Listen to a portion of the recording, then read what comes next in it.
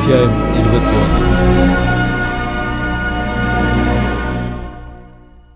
അതിന്റെ ശേഷം സംഭവിച്ചത്, ജസ്രീലിനായ നാബോത്തിന് ജസ്രീലിൽ ശമരി രാജാവായ ആഹാബിന്റെ അരമനയുടെ സമീപത്ത് ഒരു മുന്തിരിത്തോട്ടമുണ്ടായിരുന്നു. ആഹാബ് നാബോത്തിനോട്, നിന്റെ മുന്തിരിത്തോട്ടം എനിക്ക് ചീരത്തോട്ടമാക്കുവാൻ തരണം. അതിന്റെ അരമനയ്ക്ക് സമീപമല്ലോ. അതിനു പകരം ഞാൻ അതിനേക്കാൾ വിശേഷമായ ഒരു മുന്തിരിത്തോട്ടം നിനക്ക് തരാം. അല്ല, നിനക്ക് സമ്മതമെങ്കിൽ ഞാൻ അതിന്റെ വില നിനക്ക് പണമായിട്ട് തരാം എന്ന് പറഞ്ഞു. നാബോത്ത് ആഹാബിനോട്, ഞാൻ എന്റെ പിതാക്കന്മാരുടെ അവകാശം നിനക്ക് തരുവാൻ യഹോവ സംഗതി വരുത്തരുതേ എന്ന് പറഞ്ഞു. ജസ്രീലിനായ നാബോത്ത്, എന്റെ പിതാക്കന്മാരുടെ അവകാശം ഞാൻ നിനക്ക് തരികയില്ല എന്ന് തന്നോട് പറഞ്ഞ വാക്കുനിമിത്തം ആഹാബ് വ്യസനവും നീരസവും പൂണ്ടു തന്റെ അരമനയിലേക്ക് ചെന്നു ഭക്ഷണമൊന്നും കഴിക്കാതെ കട്ടിലിന്മേൽ മുഖം തിരിച്ചു കിടന്നു. അപ്പോൾ അവന്റെ ഭാര്യ ഈസബേൽ അവന്റെ അടുക്കൽ വന്നു. ഭക്ഷണമൊന്നും കഴിക്കാതെ ഇത്ര വിസനിച്ചിരിക്കുന്നത് എന്തെന്ന് അവനോട് ചോദിച്ചു. അവൻ അവളോട്, ഞാൻ ജസ്രീലിനായ നാബോത്തിനോട്, നിന്റെ മുന്തിരിത്തോട്ടം എനിക്ക് വിലയ്ക്ക് തരണം. അല്ല, നിനക്ക് സമ്മതമെങ്കിൽ അതിനു പകരം വേറെ മുന്തിരിത്തോട്ടം ഞാൻ നിനക്ക് തരാമെന്ന് പറഞ്ഞു. എന്നാൽ അവൻ, ഞാൻ എന്റെ മുന്തിരിത്തോട്ടം നിനക്ക് തരികയില്ല എന്ന് പറഞ്ഞതുകൊണ്ട് അത്രേ എന്ന് പറഞ്ഞു. അവന്റെ ഭാര്യ ഈസബേൽ അവനോട്, നീ ഇസ്രായേലിൽ രാജ്യഭാരം വഹിക്കുന്നുവോ? എഴുന്നേറ്റ് ഭക്ഷണം കഴിക്കാം, നിന്റെ മനസ്സ് തെളിയട്ടെ. ജസ്രീലിനായ നാബോത്തിന്റെ മുന്തിരിത്തോട്ടം ഞാൻ നിനക്ക് തരും എന്ന് പറഞ്ഞു. അങ്ങനെ അവൾ ആഹാബിന്റെ പേര് വെച്ച് എഴുത്തെഴുതി അവന്റെ മുദ്ര കൊണ്ട് മുദ്രയിട്ടു. എഴുത്ത് നാബോത്തിന്റെ പട്ടണത്തിൽ പാർക്കുന്ന മൂപ്പന്മാർക്കും പ്രധാനികൾക്കും അയച്ചു.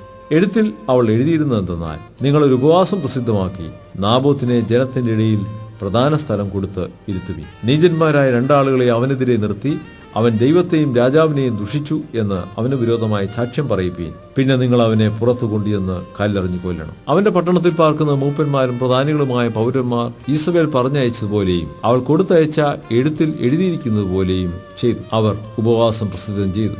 നാബോത്തിനെ ജനത്തിന്റെ ഇടയിൽ പ്രധാന സ്ഥലത്തിരുത്തി. നീചന്മാരായ രണ്ടാളുകൾ വന്ന് അവന്റെ നേരെ ഇരുന്നു. നാബോത്ത് ദൈവത്തെയും രാജാവിനെയും ദുഷിച്ചുവെന്ന് ആ നീചന്മാർ ജനത്തിന്റെ മുമ്പിൽ അവന് വിരോധമായി നാബോത്തിന് വിരോധമായി തന്നെ സാക്ഷ്യം പറഞ്ഞു. അവർ അവനെ പട്ടണത്തിന് പുറത്തു കൊണ്ടുപോയി കല്ലെറിഞ്ഞ് കൊന്നുകളഞ്ഞു. നാബോത്ത് കല്ലേറുകൊണ്ട് മരിച്ചുവെന്ന് അവർ ഈസബേലിന് വർത്തമാനം പറഞ്ഞയച്ചു.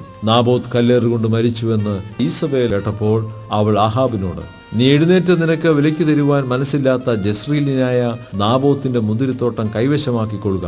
നാബോത്ത് ജീവനോടെ ഇല്ല, മരിച്ചുപോയി എന്ന് പറഞ്ഞു.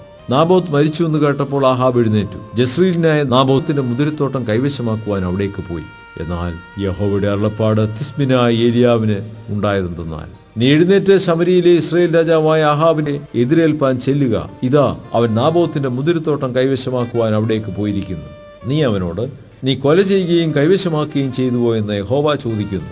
നായ്ക്കൾ നാബോത്തിന്റെ രക്തം നക്കിയ സ്ഥലത്ത് വെച്ച് തന്നെ നിന്റെ രക്തവും നക്കിക്കളയുമെന്ന് യഹോവ കൽപ്പിച്ചിരിക്കുന്നു എന്ന് നീ അവനോട് പറഞ്ഞു. ആഹാബ് ഏലിയാവോട്, എന്റെ ശത്രുവേ, നീ എന്നെ കണ്ടെത്തിയോ എന്ന് പറഞ്ഞു. അതിന് അവൻ പറഞ്ഞതെന്തെന്നാൽ, അതെ, ഞാൻ കണ്ടെത്തി. യഹോവയ്ക്ക് അനിഷ്ടമായുള്ളത് ചെയ്യുവാൻ നീ നിന്നെ വിറ്റുകളഞ്ഞതുകൊണ്ട് ഞാൻ നിന്റെ മേൽ അനർത്ഥം വരുത്തും. നിന്നെ അശേഷം നിർമൂലമാക്കി ഇസ്രായേലിൽ ആഹാബിനുള്ള സ്വതന്ത്രനും അസ്വതന്ത്രനുമായ പുരുഷ പ്രജയൊക്കെയും ഞാൻ നിഗ്രഹിച്ചു കളയും. നീ എന്നെ കോപിപ്പിക്കുകയും ഇസ്രായേലിനെ കൊണ്ട് പാപം ചെയ്യുകയും ചെയ്തതുകൊണ്ട് ഞാൻ നിന്റെ ഗൃഹത്തെ നെബാത്തിന്റെ മകനായ യൊരേബിയാമിന്റെ ഗൃഹത്തെ പോലെയും അഹിയാവിന്റെ മകനായ ബേശയുടെ ഗൃഹത്തെ പോലെയും ആക്കും. ഈസബേലിനെ കുറിച്ച് യഹോവ അരുളി ചെയ്തത്, നായ്ക്കൾ ഈസബേലിനെ ജസ്രീലിന്റെ മതിലരികെ വെച്ച് തിന്നുകളയും. ആഹാബിന്റെ സന്തതിയിൽ പട്ടണത്തിൽ വെച്ച് മരിക്കുന്നവനെ നായ്ക്കൾ തിന്നും, വയലിൽ വെച്ച് മരിക്കുന്നവനെ ആകാശത്തിലെ പക്ഷികൾ തിന്നും. എന്നാൽ യഹോവയ്ക്ക് അനിഷ്ടമായുള്ളത് ചെയ്യുവാൻ തന്നെത്താൻ വിറ്റുകളഞ്ഞ ആഹാബിനെ പോലെ ആരും ഉണ്ടായിട്ടില്ല. അവന്റെ ഭാര്യ ഈസബേൽ അവനെ അതിനായി ഉത്സാഹിപ്പിച്ചിരുന്നു. യഹോവ ഇസ്രായേൽ മക്കളുടെ മുമ്പിൽ നിന്ന് നീക്കിക്കളഞ്ഞ അമോര്യർ ചെയ്തതുപോലെയൊക്കെയും അവൻ വിഗ്രഹങ്ങളെ ചെന്ന് സേവിച്ചു, മഹാമ്ലേച്ഛത പ്രവർത്തിച്ചു. ആഹാബ് ആ വാക്ക് കേട്ടപ്പോൾ വസ്ത്രം കീറി തന്റെ ദേഹം പറ്റെ രട്ടെടുത്തുകൊണ്ട് ഉപവസിച്ചു. രട്ടിൽ തന്നെ കിടക്കുകയും സാവധാനമായി നടക്കുകയും ചെയ്തു. അപ്പോൾ യഹോവയുടെ അരുളപ്പാട് തിസ്ബിനായ ഏലിയാവിനുണ്ടായി, ആഹാബിന്റെ മുൻപാകെ തന്നെത്താൻ താഴ്ത്തിയത് കണ്ടുപോകും. അവൻ എന്റെ മുൻപാകെ തന്നെത്താൻ താഴ്ത്തിയത് കൊണ്ട് ഞാൻ അവന്റെ ജീവകാലത്ത് അനർത്ഥം വരുത്താതെ അവന്റെ മകന്റെ കാലത്ത് അവന്റെ ഗൃഹത്തിന് അനർത്ഥം വരുത്തും എന്ന് കൽപ്പിച്ചു.